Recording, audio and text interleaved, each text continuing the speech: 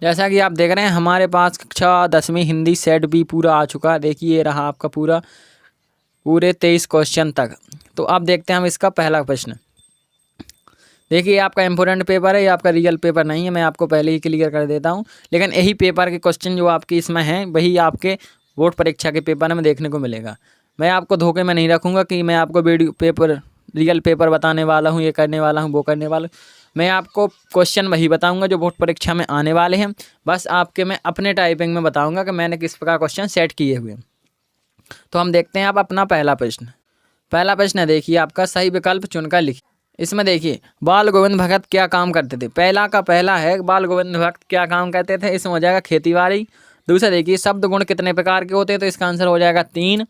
और देखिए आपका तीसरा है भोलानाथ किसे देखकर सिसकना भूल गए, तो अपने साथी बच्चों को खेलता हुआ देखकर। अब देखिए आपका है इसमें प्रयोगवाद के जनक, तो इसमें हो जाए आगे। और सूर सारावली के लेखक, तो इसमें हो जाएगा सूरदास। अब देखिए यहाँ पर आपका छठवां रहेगा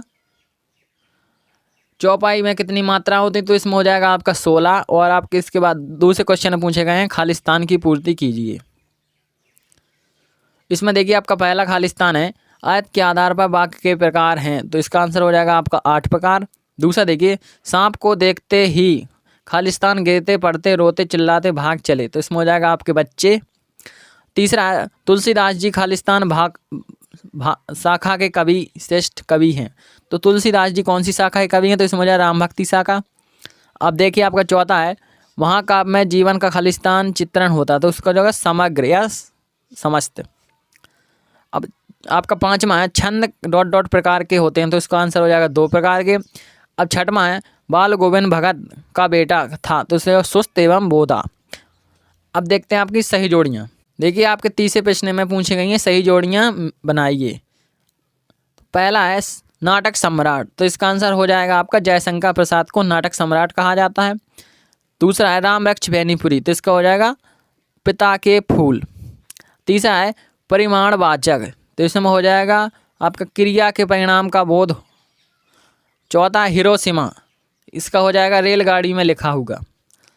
आपका देखिए पांचवा वाराणसी उत्तर प्रदेश, इसका आंसर हो जाएगा जयशंकर प्रसाद का जन्म स्थान।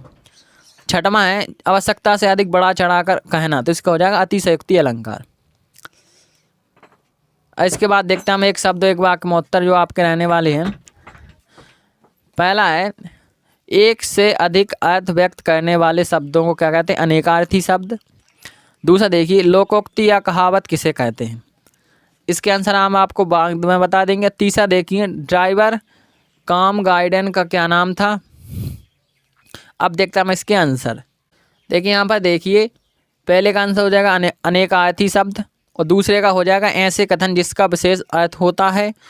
तीसरे का हो जाएगा ड्राइवर काम गाइड का नाम क्या था, तो जितेन नारगे। अब आपका देखिए चौथा है शिव का धनुष किसने तोड़ा, तो उसका राम ने। और पांचवा है भानक रस का स्थायी भाव, तो इसका आंसर हो जाएगा भय। और हजारी प्रसाद द्विवेदी किस युग के लेखक थे, तो इसमें हो जाएगा द्विवेदी युग। अब देखते हैं अपन सत्य सत्य। देखिए ये रहे आपके सत्य सत्य। पहला देखिए राम पढ़ता है प्रश्नवाचक वाक्य है, तो ये आपका सत्य हो जाएगा क्योंकि इसमें क्या क्या कहाँ कब इस शब्दों का प्रयोग नहीं है। दूसरा देखिए सारे देश में अथाह अंधविश्वास एक से नहीं है, तो ये भी आपका सत्य है। तीसरा देखिए हिरोशिमा में परमाणु बम गिरा था, तो ये आपका सत्य हो जाएगा। चौथा है निराला ने बादलों से रिमझिम बरसने के लिए कहा, तो ये आपका सत्य हो जाएगा। पांचवा है चौपाई छंद में 24 मात्रा होती, तो ये भी आपका सत्य हो जाएगा। छठवां है बाल गोविंद भगत गृहस्थ नहीं थे, तो यह भी आपका सत्य हो जाएगा। अब देखते हैं अपन छठवां प्रश्न।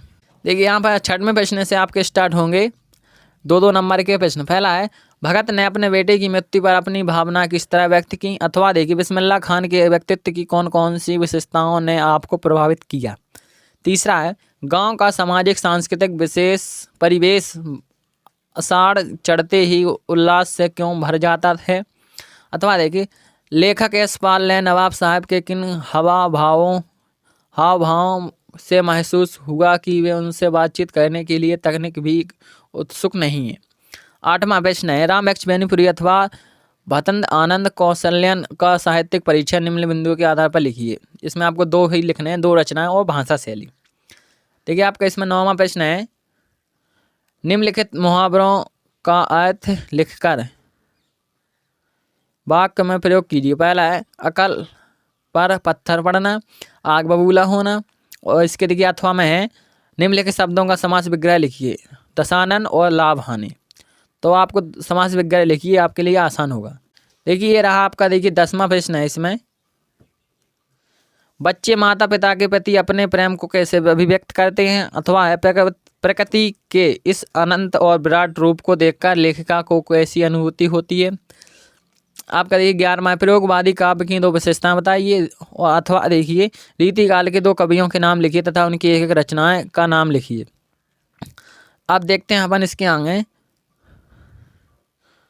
12वां प्रश्न है मंगलेश डबराल अथवा सूर्यकांत त्रिपाठी निराला की व्यक्तिगत विशेषताएं निम्न बिंदु के आधार पर लिखिए। 2 रचना कला पक्ष। अब देखिए आपका 13वां है लक्ष्मण द्वारा वीर योद्धा के संबंध में बताई गई 2 विशेषताएं। अथवा देखिए कवि के अनुसार फसल क्या है। अब देखते हैं इसके आगे। देखिए इसमें आपका 14वां प्रश्न है होली के आसपास प्रकृति में जो परिवर्तन दिखाई देते हैं उन्हें लिखिए। अथवा है कविता का शीर्षक उत्साह क्यों रखा गया। 15वां प्रश्न है पाठ्य मुक्तक एवं गैर मुक्तक में कोई 2 अंतर लिखिए। अथवा देखिए वीर रस की परिभाषा लिखते हुए उदाहरण दीजिए। जो आपका रस टॉपिक है मैंने इसको अच्छे से कवर करवाया है इसी चैनल पर, तो आप वहां जाकर इसका वीडियो देखिए। दोहा छंद के प्रत्येक चरण में कितनी मात्राएं होती हैं, तो मैं बता देता हूँ। दोहा छंद के प्रत्येक चरण में 24 मात्राएं होती हैं। अब देखिए अथवा है पुनरुक्ति प्रकाश अलंकार की परिभाषा उदाहरण सहित लिखिए। देखिए जो अलंकार टॉपिक है मैंने ऐसे आज ही करवाया है कुछ घंटे पहले, तो आप वहां जाकर इसका वीडियो देख सकते हैं। अब देखते हैं आपका 17वां प्रश्न कहानी और उपन्यास में कोई 2 अंतर लिखिए। और एकांकी किसे कहते हैं। 2 एकांकियों के नाम और उनके लेखक के नाम सहित लिखिए।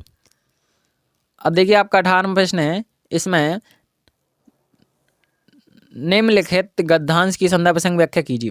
जिस योग्यता एवं प्रवृत्ति अथवा प्रेरणा के लिए बल पर आग या सुई धागे को आविष्कार हुआ है वह। इसकी आपको संदर्भ प्रसंग व्याख्या करनी है। आप इसको मैटर का स्क्रीनशॉट ले लें और अच्छे से तैयार कर लें।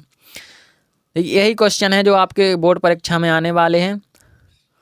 और जो आपके क्वेश्चन रह गए 19, 20, 21 इसको हम अगले वीडियो में देखेंगे। और आपको मैं बता दूं आप किसी के भी बहकावे में मत आइए, कोई आपको असली पेपर नहीं बताएगा। आप अपने आपको अच्छे महसूस रखें और किसी को कोई पैसे या कुछ भी ना दें। जय हिंद, जय भारत।